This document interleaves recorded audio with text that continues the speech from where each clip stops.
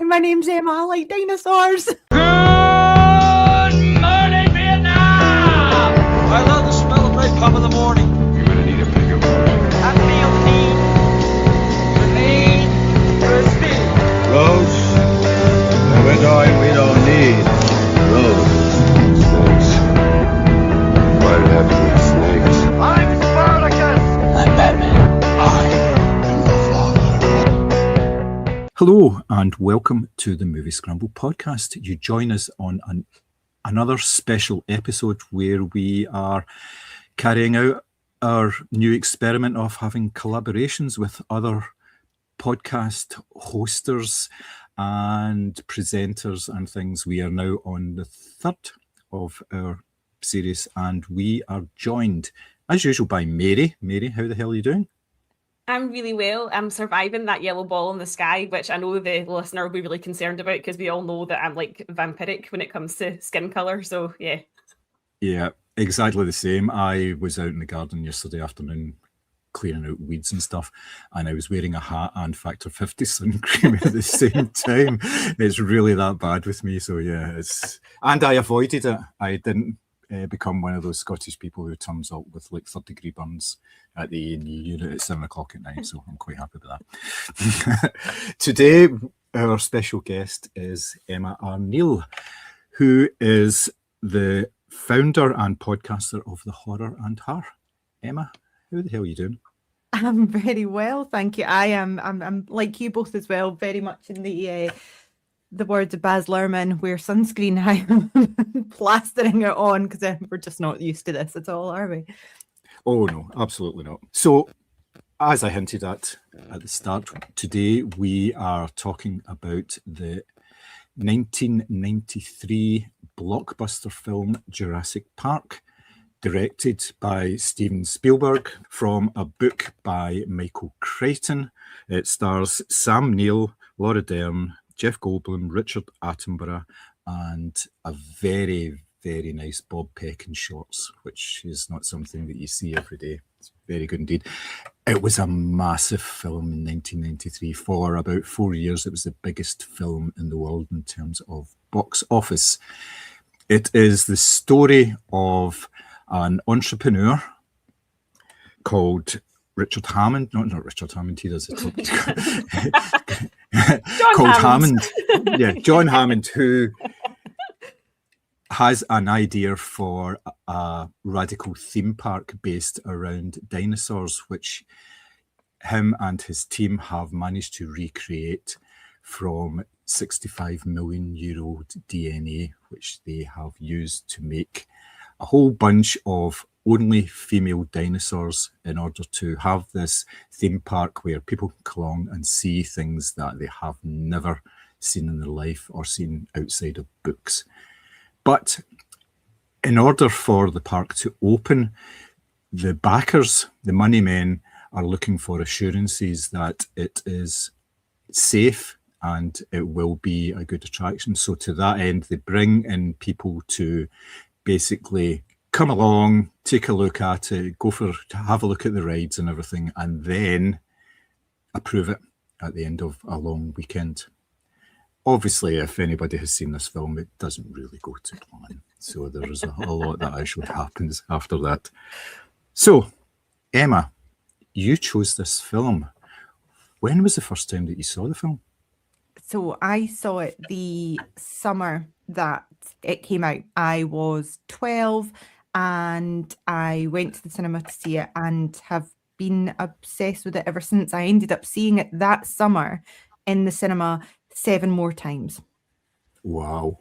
One time in Florida as well, when I was on holiday with my parents, and I went in like full kit wanker. I think I had a Jurassic Park baseball cap and t-shirt on as well. So yeah, it was I was always the kind of child that didn't just love a film, especially the kind of the summer blockbusters. I didn't just love them. I ended up kind of living and breathing them. I remember seeing like Gremlins 2 and needing and getting the colouring book for that, and you know, and playing with my Barbies and stuff and recreating scenes from films. But this one just got into my heart and just didn't leave at all. I was obsessed. Nice. Mary, what about you? When was the first time that you saw this? So I was only 4 when this film came out, so I saw it when it came out on VHS, because if you remember back in the day, VHSs usually came out about 2 years after a film had been in the cinema. So Yeah. I remember my uncles had the poster, the black poster with the dinosaur outline on it, and they also had like t-shirts as well. And I always remember thinking that that looked really scary. And then they brought it home on VHS, as all good uncles do.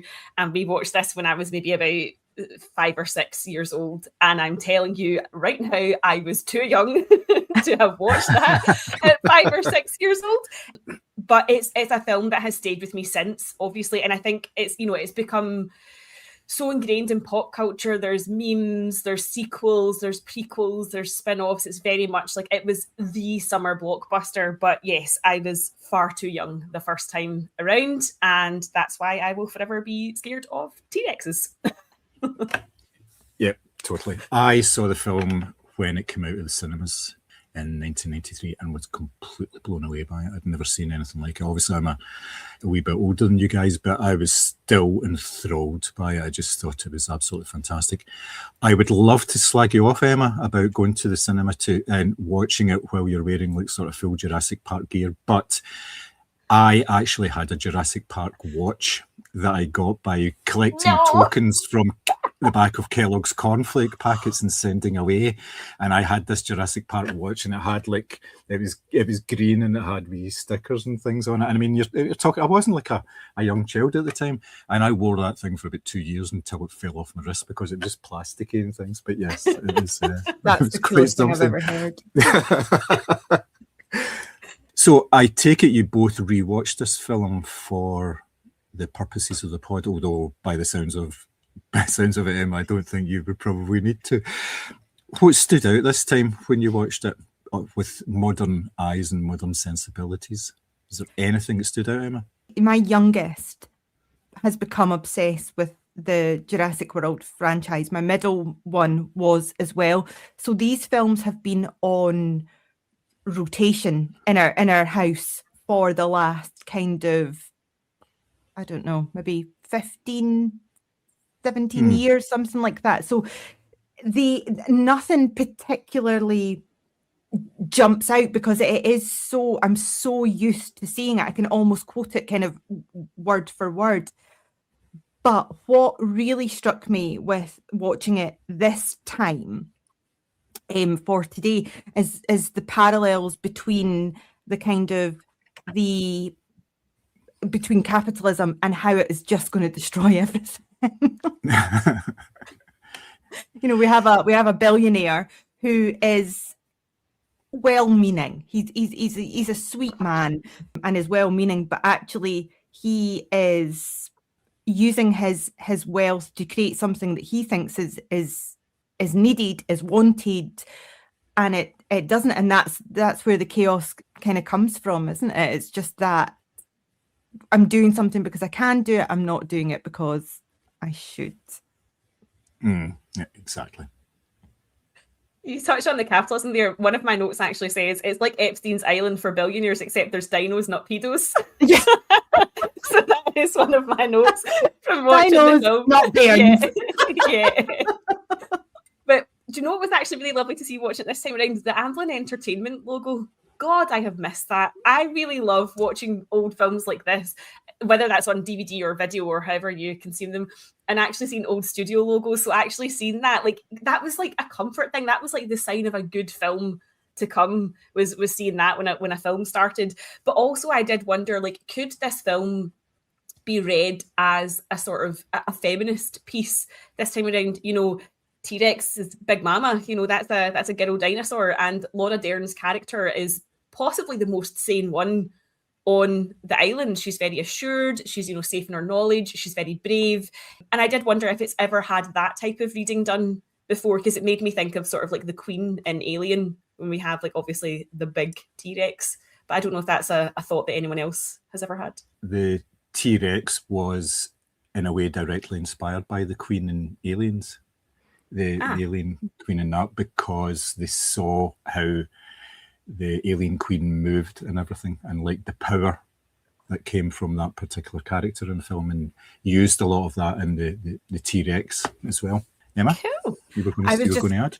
I was just going to say about, we're kind of halfway through the film when this comes out, but it's Alan's kind of, when he sniffs the egg and says, oh, amphibian DNA, and it's that kind of, the kind of that feminine energy won't be suppressed, that actually their quest is to recreate, and that again links into Alien as well, doesn't it? With the with the eggs and things like that. So yeah, that definitely kind of hits me as well when I watch it, is that there's that feminine energy just will not be held down, that actually they're there to create more life, and it finds a way just to quote. Yeah, just to quote Ian Malcolm. Nice. Now, like I said, the film was based on the book Jurassic Park, but the film actually went into production, pre-production, before the book actually was finished and came out on shelves. The film started pre-production in 1989 and the book came out in 1990. Michael Crichton is obviously involved in the film, but he has said that the film only takes about 25% of the story that actually came from the book. Now, this was obviously done for a number of reasons, mostly cinematic, I would say, and storytelling. You've only got a couple hours to actually get it in there. But how do you think that works in terms of the film's pacing and everything? Do you think it's a benefit to it that they kind of went off in their own way, albeit totally sanctioned by Michael Crichton rather than against his wishes, which you sometimes find when the writer isn't fully involved? But what did you think about the pacing of the film? Do you think it works well, and does it have a very sort of modern sensibility to it with regards to the pacing of films? I think, yeah, absolutely. I mean, I actually think it's paced better than some modern films that we're seeing.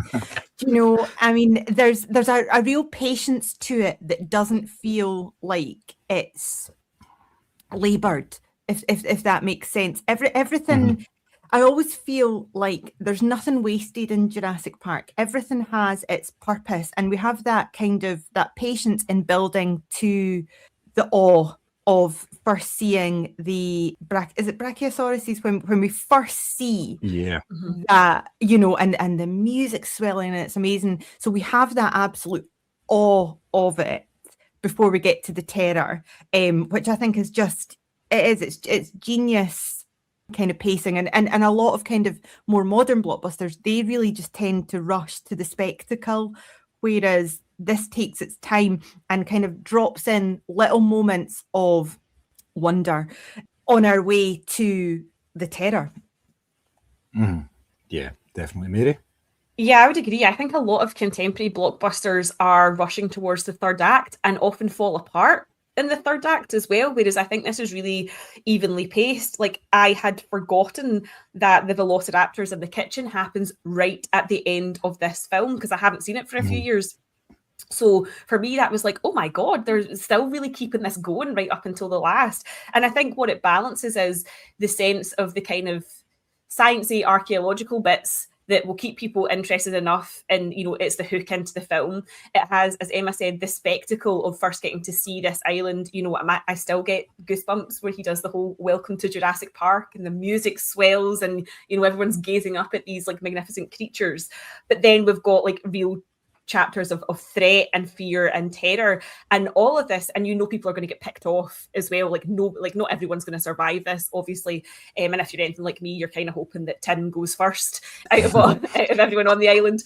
But I think it's paced exceptionally well, and I appreciate that Michael Crichton has come out and said, it kind of only scratches the surface, and yet he was happy to put his name to it, because obviously, I don't know how long the book is, but if it's 300-400 pages, this film's like, what, a 2-hour runtime? There's no way you could fit all of that on screen. And Spielberg, obviously being the skilled director that he is, has chosen the moments that he thinks is going to appeal to an audience. And in particular, watching this back this time, it's got the DNA of Jaws running right through it, and you can see how Spielberg has sort of honed his craft up until this point. So yeah, I think it's paced exceptionally well, and there's nothing in this that feels like superfluous at any point. Yep, totally. I liked the way that they managed to do an exposition dump really early on in the film, and they did it in a novel way with Hammond doing his presentation to Hammond, and they did a lot of the science stuff and got that out of the way so everybody knew what was going on, and you didn't have to have characters repeating things like that back and forward, and which is what would happen now. Yeah, I know a lot of blockbusters, they don't do that. They have people talking all the time, and it's almost like the proper sign and say, right, here's the science bit. Right, we're going to talk about this for a wee minute just so you're all in line and everything, yeah. And it works particularly well because it's in the form of this sort of theme park ride that they're doing, which it was ideal with that. I thought it was really clever the way that they did that. I was particularly impressed by that. But yes, the whole pacing, I had forgotten that the first half of this film was build up. And then it's actually around about the hour mark that it says, right, we're done. Everybody knows everything they need to know. You know, bring on the bad dinosaurs as well as you've seen some of the good ones, but bring on the bad guys because this is where it really kind of ramps up. And then it's just like it's almost like a theme park ride from that point as well, what they're actually getting involved in. But yes, I thought it worked particularly well. Now, I mentioned the fact that they do this dump of information quite early on, and it is kind of sciencey and it is kind of a wee bit heavy in what they're actually doing. Do you think they've balanced that out quite well with using that sort of information and then moving on to the more sort of actiony elements and sort of blockbuster filmmaking? I think that kind of worked okay. Yeah, absolutely. I mean, you've got the kind of the science part. You've also got the kind of the lead up to the kind of corporate espionage stuff as well, because you see Nidri with is it Dodson? I've got Dodson here. Yeah. You know, so all that's done so beautifully, and only the way that Spielberg can. It's just peppered, isn't it, through that start. And then we have the kind of the science. And I was in Florida a couple of years ago, and that is exactly how these kind of more information-y rides happen. You know, they are. And I love that you see Ellie and Alan turning around and be like, can we see the unfertilized eggs? Can we do this? Because it's just, they're so excited. It's almost like they need to know more information. And then we've got Ian with his chaos theory. So all of that is just so beautifully kind of sprinkled before any of it's kind of tied to the action. It's just there, and we're not getting clunked over the head with it either. Yeah, you can probably tell that I'm pretty kind of enthralled by this.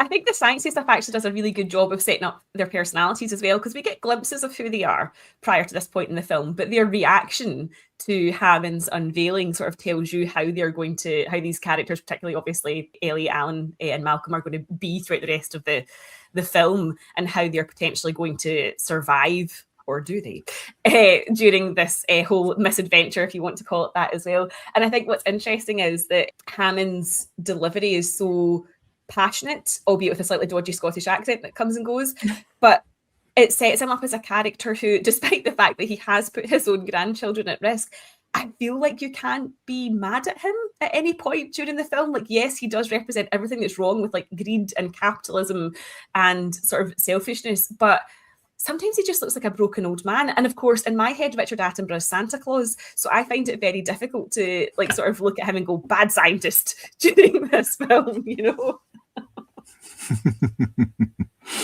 Yeah, I can see that. I definitely can. So do you think it's the story itself, do you think it's a cautionary tale? Do you think it's an adventure? Do you think it's a bit of a mix of both? Well, this is obviously looking back on it rather than what you saw at the time, because at the time I thought this was purely just a big adventure story and took it for that. But getting older and wearier and a bit more cynical, I kind of changed my mind. What do you guys think about that?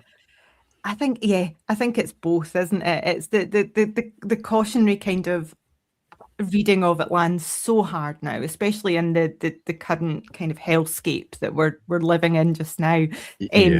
But like you're saying, John, as a kid, it was just pure adventure. You know, we were seeing things we'd never seen in films before. We were hearing music that was putting the hairs on the back of your neck up. But as an adult, I mean, it's a horror story of ego and capitalism, and John dresses it up as wonder, doesn't he? He's kind of, we were so kind of locked in, or swept up's probably better, by the kind of emotional kind of plea that Hammond makes to us, just from that. And I guess kind of as adults, we could see it as a wee bit of, sorry, I've lost the word, as kind of manipulation almost. You know, he's and we see that he actually says to Alan and Ellie, you know, oh, I'll fund your dig for the next 3 years. And that is literally the accent. Well done. Yeah, it's as if he's in the room. Yeah. He's funding this garden project. That's what it is. I suppose you could look at it as a wee bit of like where we're at with AI just now. Like at first you're like, oh my God, this is great. AI can write my emails, you know, and then 5 years later it's, oh shit, AI's taken, you know, this layer of jobs out of the market. Like, I suppose you could look at it like that. There will always be science and there will always be exploration, but have we tried using it for good stuff, useful stuff, maybe not bringing some dinosaurs back? And I do have to laugh whenever you see a headline now and they're like, you know, scientists discover 40,000-year-old egg in parts of Egypt, and you're like, don't fucking open this. Don't do this. Have none of you seen a film? So I think it definitely is. It's part cautionary tale, but at the same time, it's like, this is what you go to the cinema for, because it has, you know, threat and spectacle and tension and violence, and it feels thrilling in every sense of the word. And I think that as a child and even as an adult, it's so easy to get, you know, sort of swept along with that, because there are these beautiful moments that, as Emma said, you know, really make the hair stand up and you're going, oh my God, this is just pure joy to look at. But yes, with my adult head on, and with the current state of the world, which appears to be a theme in all the films that we've discussed so far on the Collabs pod, in the current state of the world, you look at it and you go, well, fuck, maybe we should be doing something differently. Have we learned nothing? Yeah, I know. Well, the answer to that is generally yes, no matter what time of life you actually say. So we've kind of danced about the sort of characters in this film so far, but let's sort of dig into them a wee bit. At the time, the main performances were criticised in the film as being a bit lightweight and not really fitting in with the fact that it didn't match up to the spectacle of the film. The spectacle sort of overshadowed the actual characters in a certain way, and that tends to happen in sort of bigger blockbusters. You don't get as much screen time. It doesn't seem like really necessary to have characters when you've got the likes of Kong and Godzilla fighting each other. What's the point of having like a wee romance in there and that kind of thing when all that's going on? But I felt that was a wee bit unfair, because I really liked the characterization in this. So what were your favourite characters in this out of the reasonably large sort of ensemble? I mean, I loved Lex at the time. I wanted to be her. And wanted to be Ellie as well. Although I have to admit that I kind of get a bit cross now. And I noticed this a few years ago when I watched it. It kind of bugs me a wee bit that Ellie and Alan are a couple, a little bit, because I just think they could just be really, really, you know, close colleagues who challenge each other's way of thinking. It doesn't need to be a romance. And the kind of thing about Ellie being desperate to have children, that kind of hacks me off. But I love Sam Neill as Alan Grant. I love that he's a bit kind of cantankerous and, you know, is just so aloof, kind of, to begin with. You know, he's exactly how you would imagine, you know, a kind of archaeologist to be. Like, I'm focusing on my dig. I'm focusing on or a paleontologist, sorry, not an archaeologist. You would imagine him to only be kind of focused on that and being a bit crabbit that he's been dragged away from his dig. But I do love that kind of the arc from him being kind of reluctant and kind of grumpy to being hugely protective, even if Tim is a nippy little shit. Because it's what makes the danger matter, isn't it? You know, he's become the protector. Yep, totally. Yeah, I must admit, I don't like that arc for him. I hate the moment where she looks at him in the helicopter and he's got the sleeping children next to him and you can practically hear her ovaries move. Like, that really pisses me off. It's like, we're getting back to the hotel now. Yeah, Jeff Goldblum is basically just being Jeff Goldblum, right? Like, so I feel like I'm not to discount his performance, but I feel like you can't really talk about it in an objective way because you will just feel nothing but love for him. My notes on Sam Neill says, I would let this man ruin my life. And I would let Sam Neill ruin my life even to this day. I think he's quite possibly the most handsome man just ever. And in this film, when he's got the black afterwards, yeah, and the tan and a little red neck scarf, I'm like, this is good. But in terms of like actual performance, when I was young, it was Dennis who always stood out to me because he had the big bright Hawaiian shirts on and his little computer thing that went every time that you tried to log into his computer, and I always thought that was really funny. As an adult, I now just find him like an absolute wastrel. But I also love Bob Peck in this as well. Like, I've only ever seen Bob Peck in one other thing, which is Edge of Darkness. I've never seen him in anything else apart from these two things. And his socks and shirt combo truly needs, or sorry, socks and shorts combo truly need to be applauded in this, because he is putting up with lots of Hammond's shit. He's always sweaty. He's the one that's sent out to deal with everything. You know, the cars aren't working. There's a big frilly lizard cutting about. And yeah, a really sort of underappreciated performance in the sense that he is doing a lot of the cleanup here and never gets any thanks for it. And he's so intense as well. Yeah, he's just sweaty and brooding, and yeah. I don't know what Bob Peck's direction was, but he took that to heart and he ran with it. Yeah, he constantly looks like he's just on the edge of something, which tracks, because obviously he knows the most about the raptors, and so but I think he's meant to be a game kind of hunter type thing. I remember that from the book, and you get quite a bit more about Muldoon, but I'd forgotten on this watch. Or sorry, I'd forgotten about the first scene where the first raptor attack, and I don't know why I forgot it, because so many of Muldoon's lines were absolutely just became vocal tics in our house growing up. Like, my dad would be like, "Shota, Shota." But I'd totally forgotten about that. I think probably because the amount of watches that I've done over the last few years, I've maybe come in as the kids are maybe the first 10-15 minutes in, they've just put it on themselves or whatever. Or the case with my son, he'll just skip to the bits that he loves. But I remember being quite shocked by that, and just the intensity of that performance just within the first few minutes of the film is crazy. But yeah, actually I'm starting to reappraise my answers now, Mary, because actually Muldoon is probably the best one in it, and supporting actor for the socks. Yes, absolutely. All about the socks. I get the feeling that Steven Spielberg just said to Bob Peck, look, go and watch Jaws and take notice of Quint in this, because it's exactly the same character. He is the expert and the one that really speaks bluntly, talks bluntly. And like you say, there's things like, what was the quote he says? He says, "Oh, clever girl." And you're thinking, he could be talking about a shark there. Yeah, I really liked that performance, because he was just sort of really deadpan about it, and he knew exactly what he was dealing with, and he didn't mess about. He just says, look, they're really, really intelligent. They know exactly what they're doing. You know, they're killing machines. That's all they do. They kill and they eat. And then they probably poop out what they don't use, and then they do it all again. So it's just a bit crazy that way. But I really liked that performance.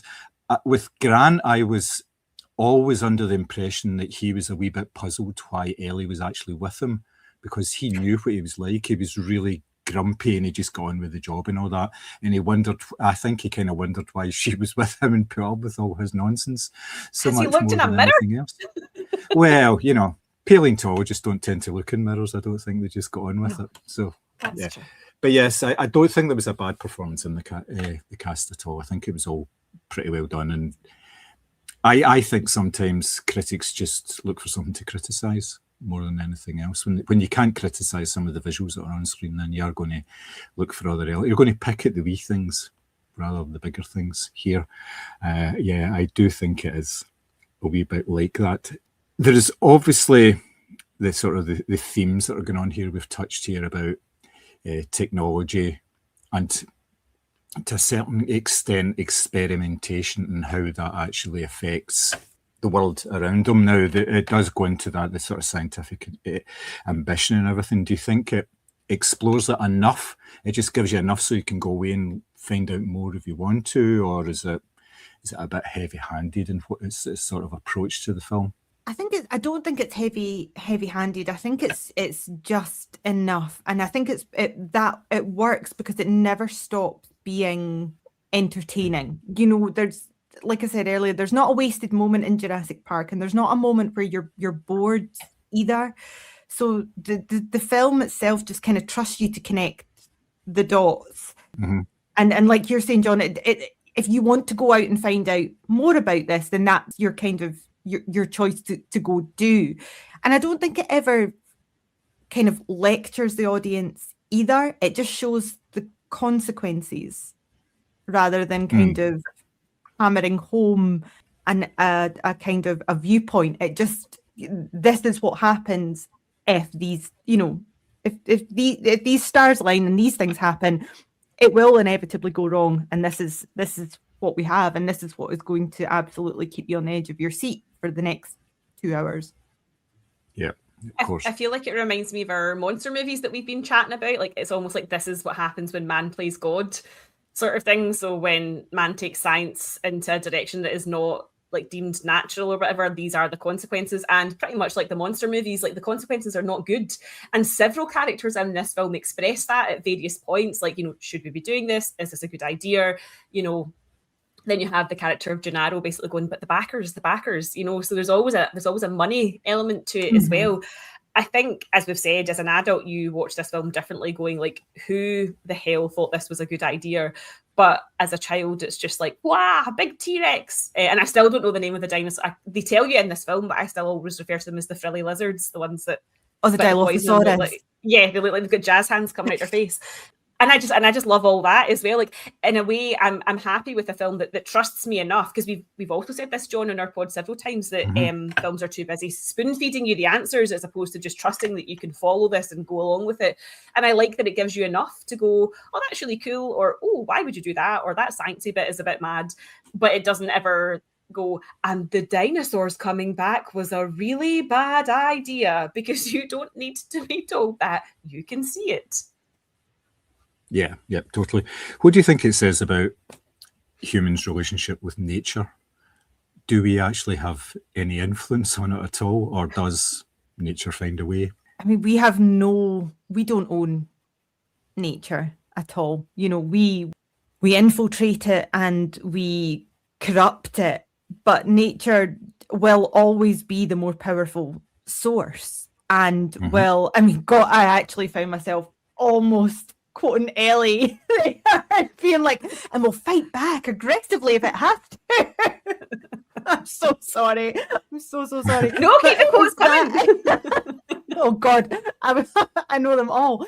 You know, we've got, like Mary was saying, we've got Gennaro there, and you know, they've got their horrific little in-jokes about coupon days, and that makes me so angry now, and especially when so many people are just living in complete poverty. Again, that hits so differently now.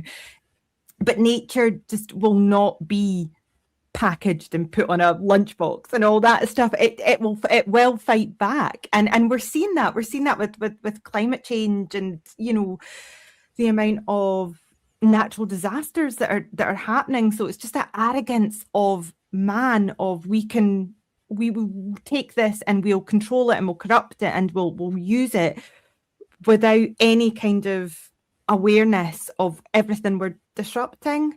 I hope that makes sense. Yeah, it does. I'm getting a wee bit distracted because I'm sitting right beside the window and I'm looking out onto the garden next door, and a woman next door has just walked by wearing a Jurassic Park sweatshirt. And I'm kind of thinking that we're all in the Matrix in the moment. No, seriously.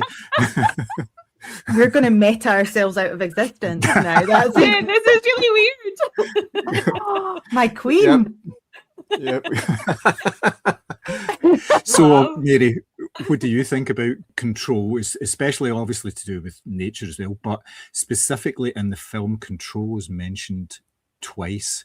Once in respect to the dinosaurs themselves. Muldoon says basically that they don't control the dinosaurs. The dinosaurs are basically their own masters. And also you've got the technological control when the park goes down, so nobody is actually control of anything, which obviously leads to the whole thing, the final act. So you think that all fits in with how, like, nature, we don't really control nature, and everything is just another way of saying that. Oh God, yeah. I mean, the reason that all the billionaires hate Greta Thunberg is because she's the first person to actually tie climate change to capitalism and greed, and she's vocalized that, and of course they all hate her for it. And they'll all be fine in their bunker when the asteroid strikes, but they won't have any worker bees to actually, you know, rebuild society.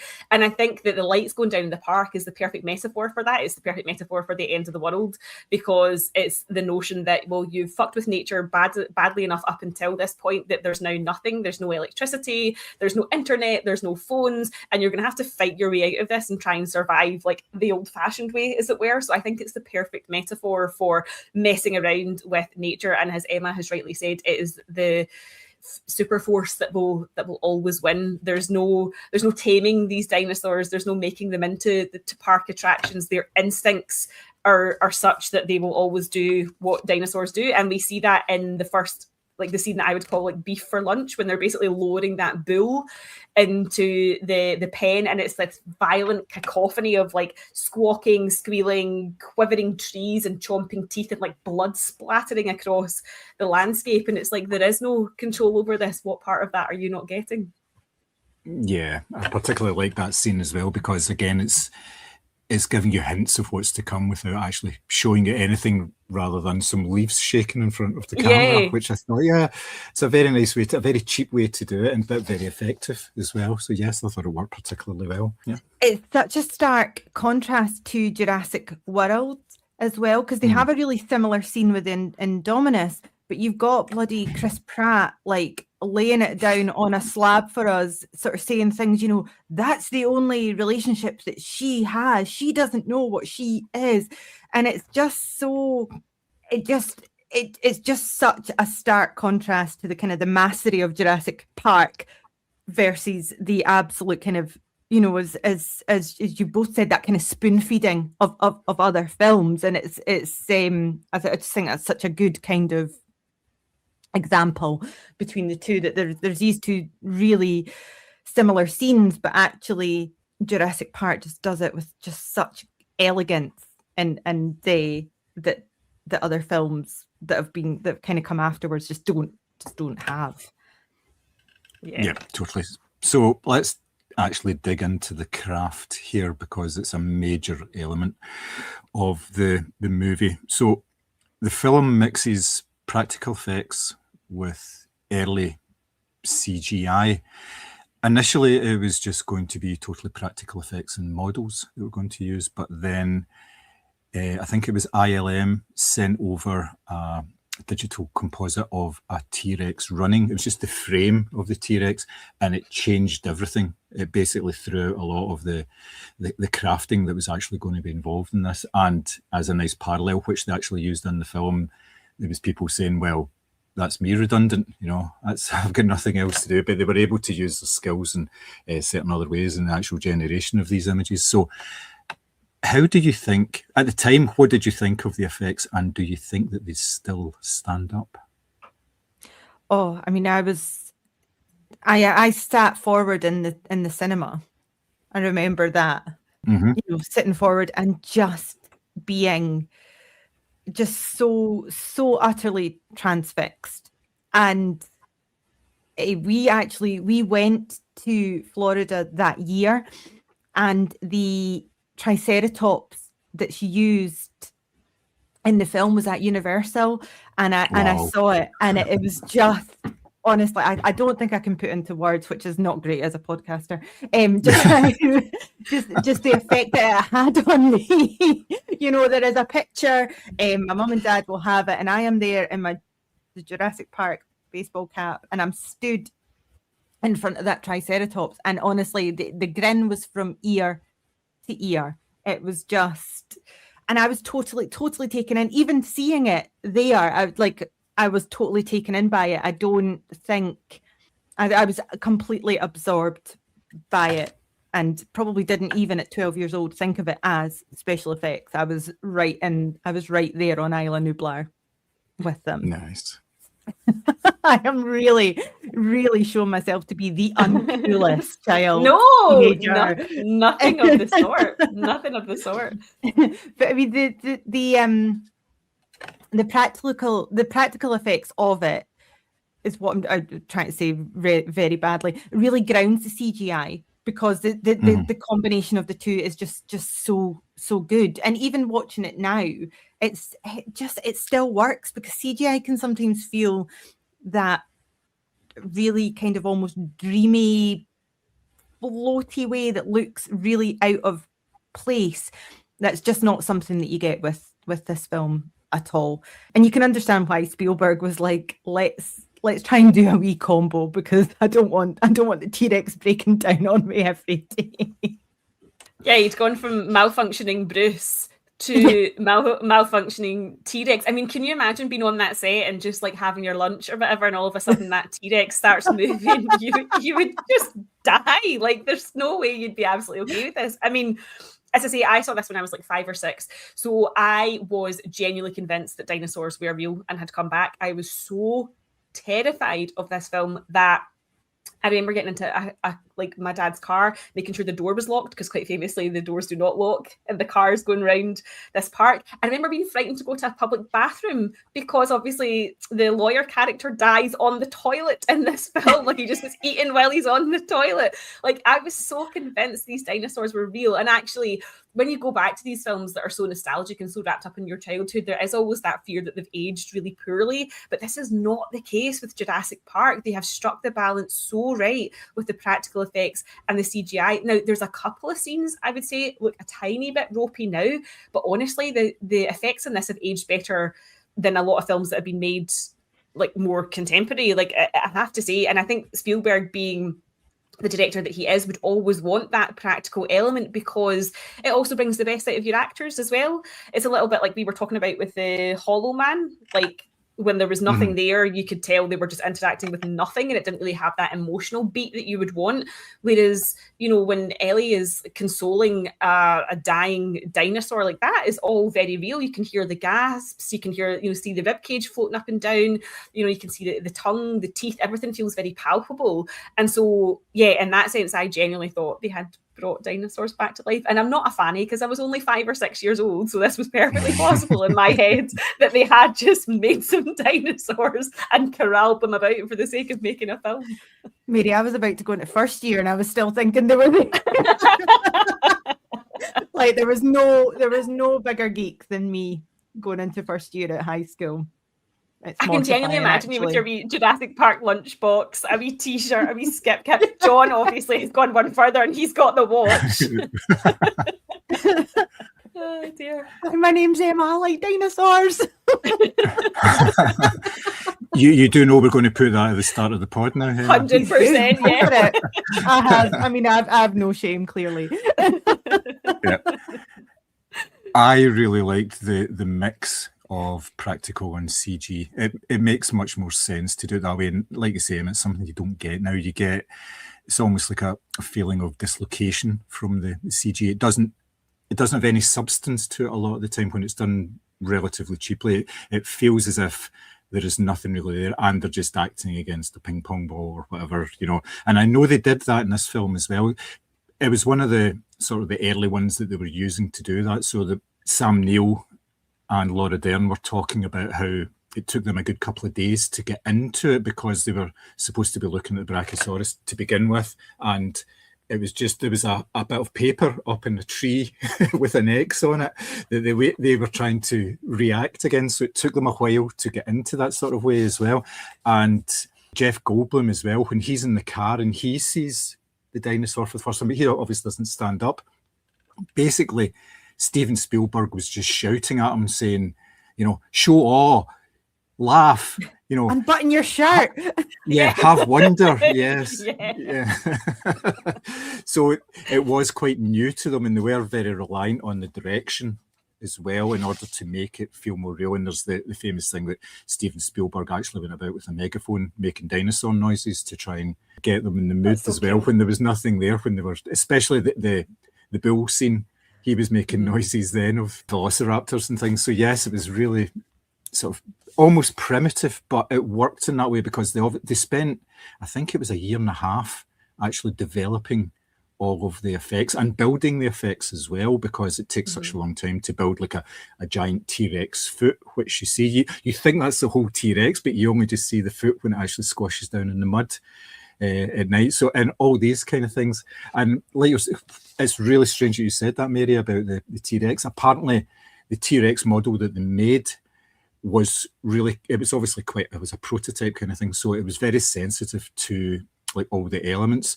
So if it had been raining, it would go a wee bit haywire. And there was some of the cast that were saying they were sitting eating a lunch and you knew exactly where the T-Rex was by the screams of people who happened to be around it and it started moving.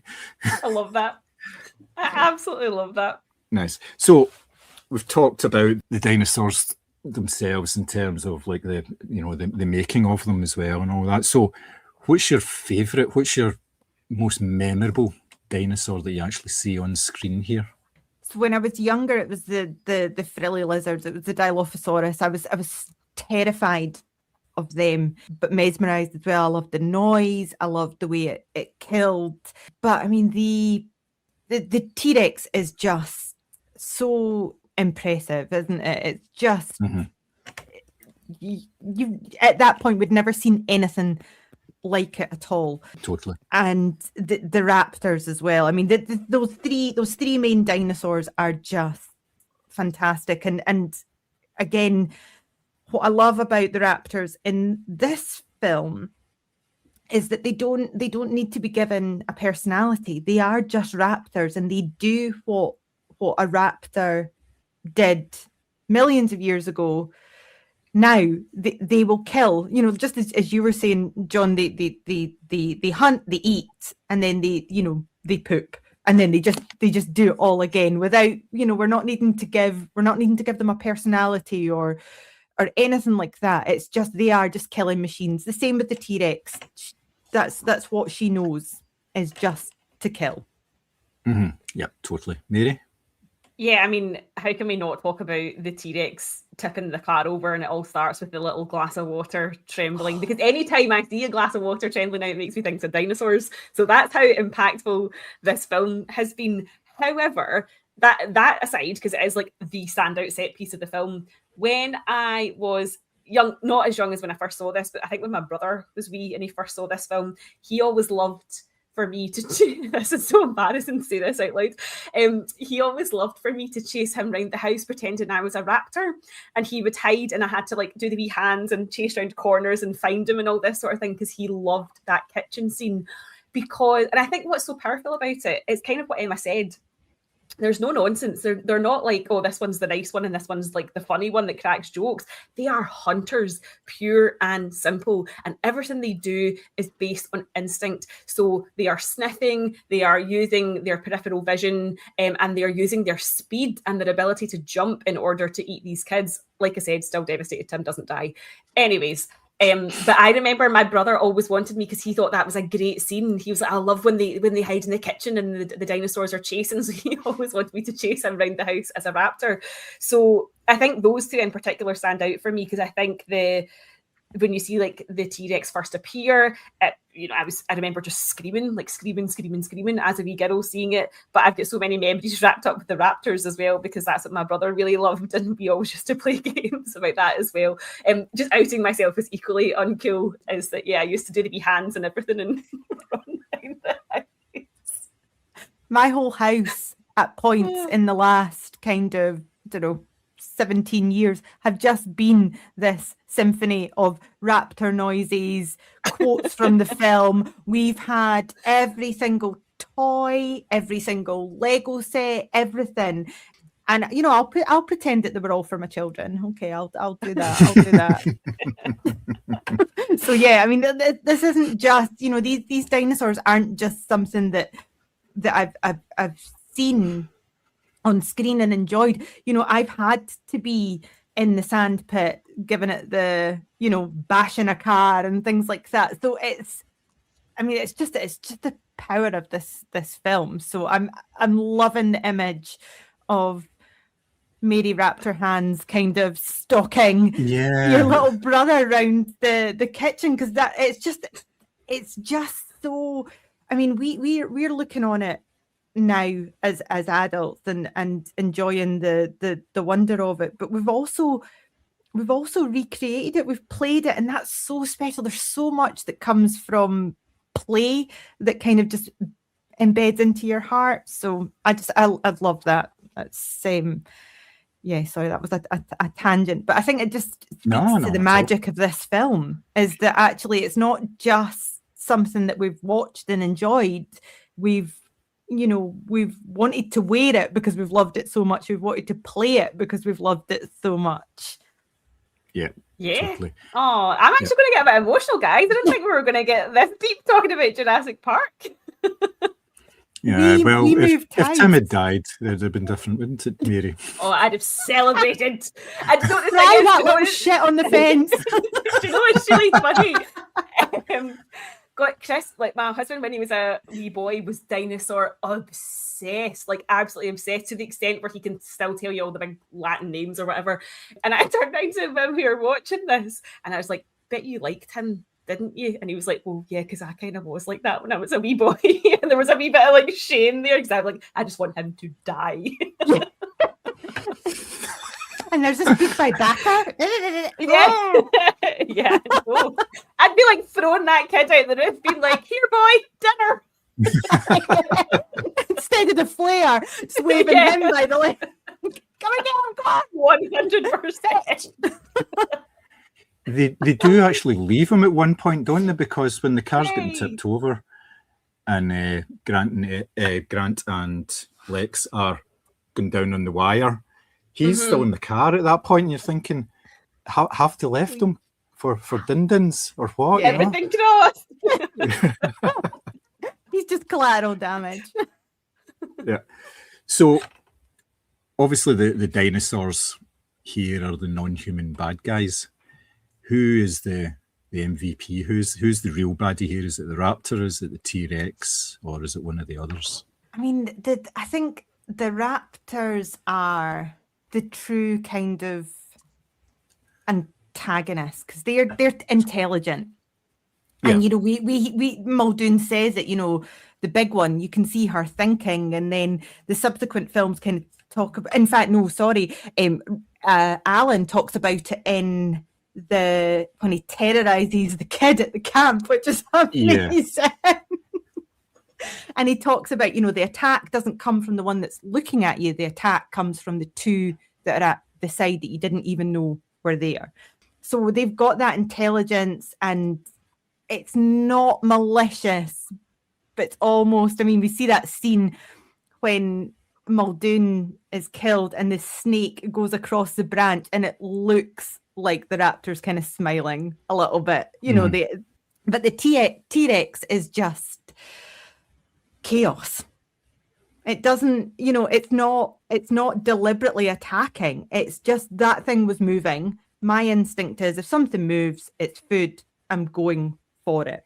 Do you know, it just is. That's just kind of mindless eating machines, like a shark, I guess. Then, you know, it's just something's in the water. It's changed the frequency and the vibrations. So I'm just going to hone in on that and kill it. So I think the Raptors are the big bads if we have to kind of choose one, whereas the T-Rex is kind of it lacks the intelligence and the kind of the calculating nature of the Raptors.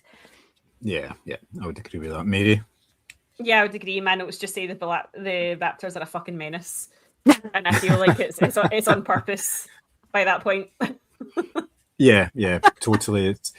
I did enjoy the way that Muldoon's death was foreshadowed with Grant's speech about them coming in from the side and everything while he's terrorising the kid and pretending to cut open his stomach with the claw. That kid is like the definition of like fuck around and find out. Because Alan's just why are you even here? Why are you on my dig? Bolt. You can just imagine that poor child just being in some tent afterwards, like rocking back and forth. Be like, oh. He'd be the one who wouldn't go into a public bathroom, I think, after that as well. He's going nowhere. He's wanting off that dig. So we haven't talked about the music at all. John Williams' score here. Discuss. What did you think? Just pure cinema, isn't it? It's just it is, yeah. Like, yeah, just that swell when you see, as Mary had said about the Welcome to Jurassic Park, and it's just it's so beautiful. I mean, you could listen to that score and just be there. Do you know? It is just so perfect, but it does tell you how to feel, but not in a forced way. It's very much a kind of earned feeling rather than you know, some scores will just again clunking you on the head type thing. It's not. It's and the silence is there when it needs to be there as well, which I think is so powerful.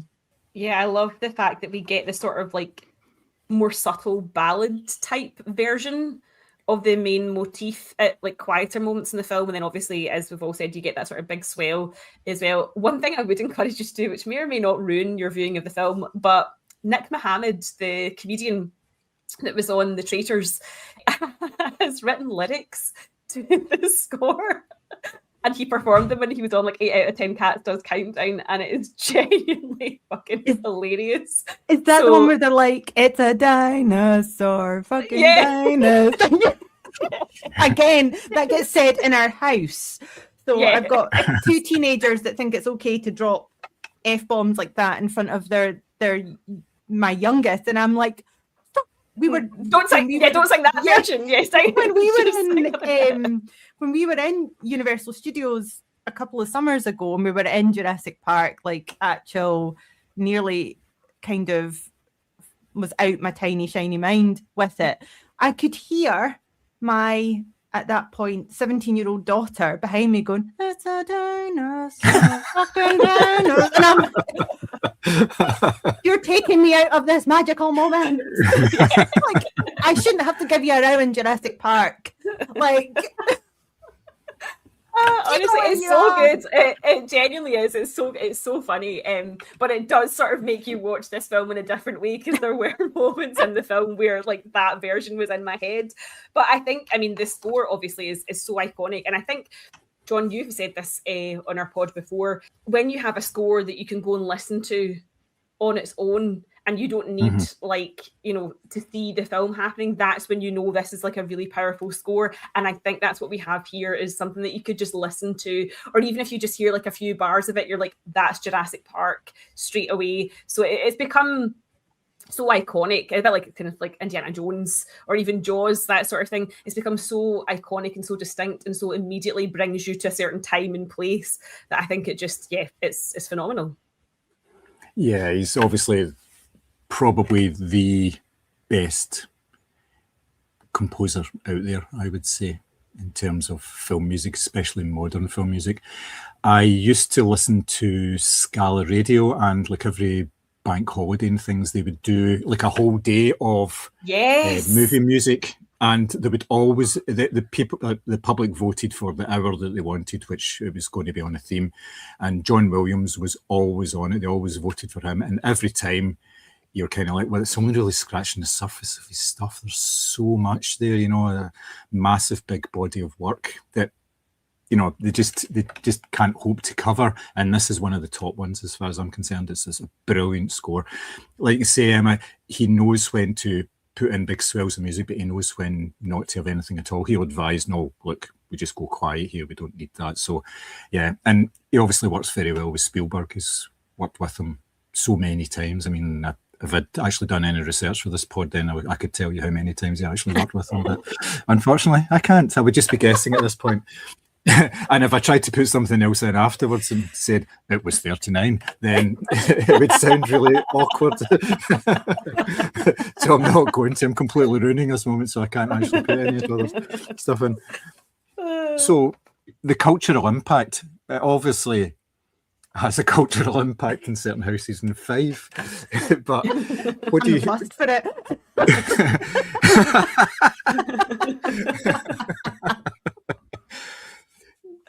What do you think the impact that Jurassic Park has had on blockbuster cinema and filmmaking and visual effects in general? I mean, it just rewrote the rule book, didn't it? It was just, no, I mean, not just for CGI, which obviously it massively impacted. And can you imagine being a filmmaker in 1993 and you've got films coming out and then this comes out and you're just like, no, what am I going to do? I don't have anything like this. But I mean, for spectacle and for world building and storytelling, it just showed how actually they can coexist in a place where one thing doesn't have to be at the detriment of the other. You can have it all. Yeah, it's just perfect, and also impacted my parenting as well, which is amazing. just here, children. Mommy needs to go and do something. I'll sit you in front of this. I think it is like the contemporary monster movie, isn't it? Like it completely brought something to life that nobody had ever committed to screen in this way before, but also there was fantastic human characters in it as well that were really sort of empathetic, or you either saw them as a villain or you laughed at them because they get eaten in a toilet. But I don't think we can underestimate how much of a impact on the sort of summer blockbuster this has had in terms of the type of film that would get released sort of subsequent to this. And obviously it spawned its own universe, if you want to call it that. You know, there's prequels, sequels, spin-offs, there's theme park rides, there's merch. And ultimately, as I say, it's become very memeable as well. Like there's loads of videos on TikTok where they use the Samuel and Laura Dern reaction to first seeing the dinosaurs. Jeff Goldblum, as I've said, is just his own thing at this point. Like there's just images of him with the shirt open, all that sort of thing. And the swell of music is used for like really important... People have used it to walk down the aisle to. They've had like, you know, string quartet arrangements of the Jurassic Park. Hands. That genuinely might say to Chris, we should renew our vows just to do this. And Bob, but as you're going. Yeah. Don't encourage me, honestly, at this stage. It's ridiculous. But I don't think we can sort of really overstate how important this film was, not just for the CGI and the practical effects, but just the way it sort of shaped summer cinema moving forward, and also people's appetite for this type of film. Because, of course, King Kong, Godzilla, and obviously the Universal monsters, they all existed prior to this point. I'm not disputing that. But it really brought the monster movie right up to date. And in a way that, as we said, still holds up, 20-odd years down the line. Yeah, totally. It kind of changed the landscape as far as I'm concerned, because a lot of the films that kind of preceded it, the sort of blockbuster, the summer entertainment, were action films, and there was lots of gunplay and things like that, and witty one-liners, usually spoken by Arnold or Sylvester. And by that point, they were getting very tired because they'd been kind of done to death. And there've been so many sort of subversions of them as well. You've got the likes of your Jean-Claude Van Damme films and all this kind of stuff. So having something like that was a bit of a game changer. It introduced a whole new level of CGI, and it reintroduced the fact that, monsters can be scary and you can see them during the summertime as well.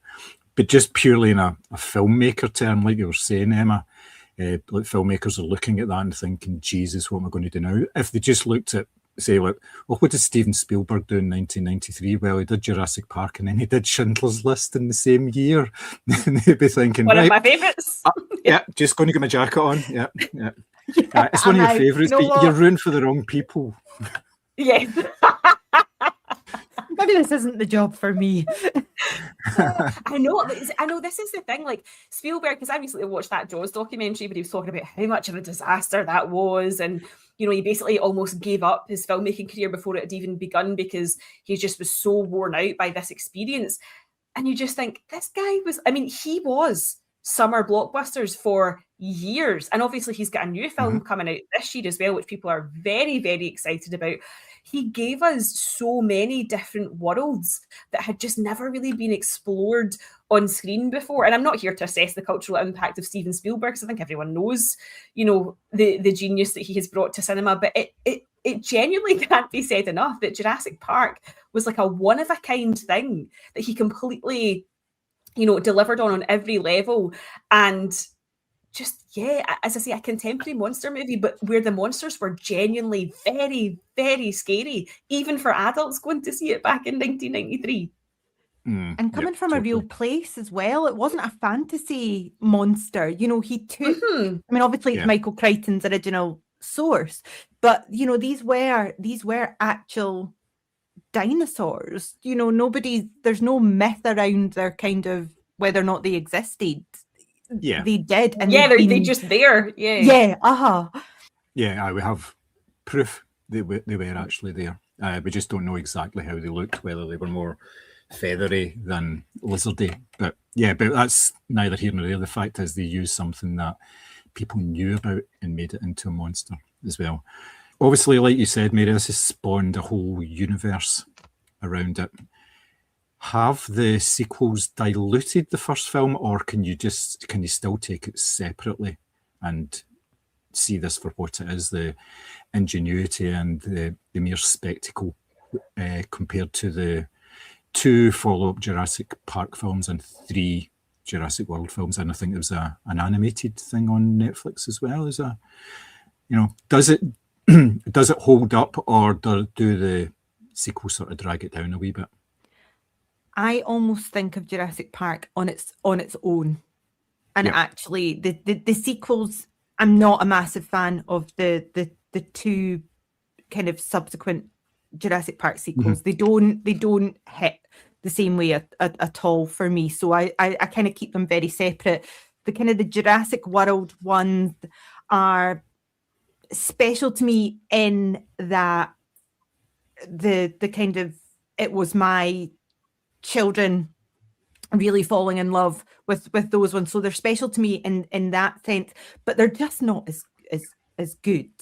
They do look great, absolutely they do, but I just don't think you can replicate the magic of the 1993 original. I think it is just perfection, and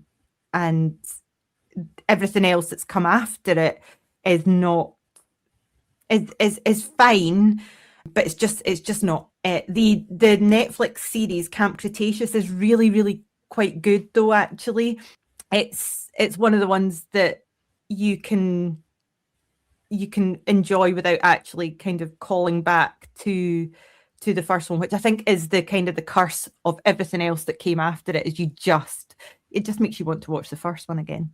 Or me. It just makes me want to watch the first one again. No, I don't think you're wrong there. Mary, what about you?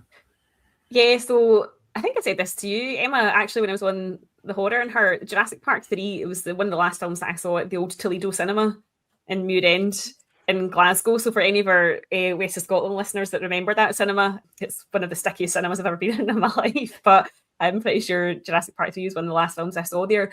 Look, I don't think anything's going to live up to the original here, and I've only seen the first Jurassic World film with Crisp Rat, as Sammy and I call him, and Bryce Dallas Howard, and it just wasn't for me. It just didn't live up to the sort of thrills and spills of this film. I don't think he's a strong enough leading man to sort of carry a franchise like this. There was obviously all the jokes about Bryce Dallas Howard running in heels for the duration of the film.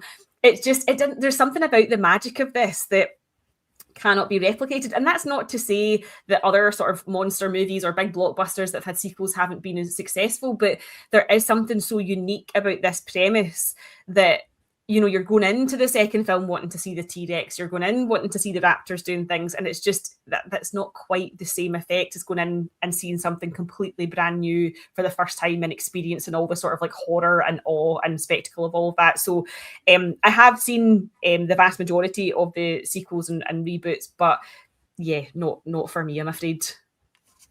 Yeah, the Jurassic World films are fine, but as you say, there is no shock value to them because you know that there's going to be dinosaurs and you know that they're going to be fully CG. So it's not quite the same thing at all, which is it's a bit of a shame. They are summer entertainment, but they're nowhere near as good a spectacle as the very first film. The second film, the Lost World film, I actually enjoyed that. I thought it was quite good. But it made the mistake of not including some major characters in it. I'm not going to spoil for anybody that may not have seen a film from like 1997. So we're sort of faithful in this podcast. I know. But yes, it is a kind of law of diminishing returns and bigger effects and, bigger action scenes, and they happen earlier in the film and things like that. There's no real build up in that way, and some of it seems quite forced in terms of like introducing peril and things like that, and introducing young characters who are going to be in peril, because they did that with the Jurassic World films as well. And I think, well, I don't think it really works in that particular way. It's a bit of a shame. So I need to give a shout out to Phil Tippett, who was the dinosaur designer in this. At one point he thought he'd lost his job in this because he was like a prime model maker, but he was brought back as someone who could talk about the movement of the dinosaurs because he'd done that. But then his credit in the film got turned into a meme because it was credited as dinosaur supervisor, and there was all these, you've only got one job, Phil. Which I felt really sorry for him. A guy nearly loses his job and then he's just mocked relentlessly. Well, he didn't do a very good job of supervising them, so Right, so as a final question, I won't ask whether you enjoyed the film, but and obviously it's a bit redundant asking you, Emma, if you'd recommend it since you've got your whole family involved in it. But where do you think where do you think it sits in terms of modern blockbusters? Is it the best, or is it close to it? I think it is probably the best, isn't it? It's yeah. I mean, it's foundational. It's everything that a blockbuster should be. It's I'll not say it's the DNA because that's just well, you've said it now. It's too late. that's too clunky. Sorry. I mean, it's the blueprint, isn't it? It nothing else really matches it. In terms of skill and story and just all the elements that we've chatted about have just come together and created this perfection. Nice. Yeah, Mary. Yeah, I think so many people had like a sort of seminal cinema moment with this film, whether you actually saw it in the cinema or like me on a VHS in your granny's house being scared shitless on a Sunday afternoon. I think so many people just really appreciated the skill behind this in a way that, do you know what, people probably have the same sort of moment with likes of Titanic or Harry Potter, which we're not allowed to talk about anymore for obvious reasons. But this is a moment for so many people. Like, it's interesting when we first popped out the video saying, we're looking for collaborators, who would like to come and chat to us. So many people said Jurassic Park. And I just think it's such a part of growing up for so many people, for people who either just watch cinema casually or, talk about it obsessively like we all do. So I think whilst for some people they might say, oh, well, I remember something else a little bit more fondly, there's no denying the impact that this has had sort of like culturally and on the box office and on the type of film we look for in the summer as well. So if it's not the best, I think it's probably pretty close to it. Yeah, just by the impact that it's had in terms of like people know certain phrases, nature finds a way and things like that. There's something, and the iconic water, the movement of the water and things like that, which is you could see a frame or you could hear a snatch of music and know exactly what it is, and you could probably tell what scene it's actually come from as well, just because it is so iconic. And I think it's probably the best blockbuster that we've had in modern times. Definitely is. I would struggle to name something else that I think betters it in any way. So, yeah. So there we Great have pick. it for today's podcast. Yes, yeah, very good pick, yes. Emma, where can we find more of your work? Not we, but obviously anyone else who's actually listening to this. Where can they find all your other stuff? So The Horror and Her is everywhere where you can get your podcasts. I have had some absolutely amazing guests, my beloved Mary included. And so, yeah, everywhere you can get your podcast. And I am chronically online on Instagram, and it is The Horror and Her podcast. So do come over and say hello. There'll be lots of ropey selfies of me here in the studio and dodgy horror memes as well. So yeah, give it a little follow and come and say hi. Brilliant. You can find Moviescramble all the normal social media channels. Just have a wee search for Moviescramble or Moviescramble UK. We're on everything: Blue Sky, Instagram, Pretty much everywhere. I'm currently investigating the use of TikTok for wee sort of short content things. I've found a wee source of some movie stuff as well for that, which may come to fruition over the next couple of weeks, depending on how much time I can actually devote to it. But yes, you can find us there if you like what you heard today and you are a podcaster or a writer or something. Please get in touch with us if you want to actually take part in this exercise that we're doing. You can find us at podcast@moviescramble.co.uk. We regularly monitor the emails, so please do get in touch with us. We would very much like to hear from you, although we do have a number of recordings lined up over the next month or so, but we're more than welcome to add to that, I think. So And we'll get back to you in October. probably, yeah, that's the way it kind of goes, unfortunately. So it only remains for me to say cheerio. Bye. Say cheerio, Emma. Oh, sorry, I'm doing that sound. Thank you. Bye.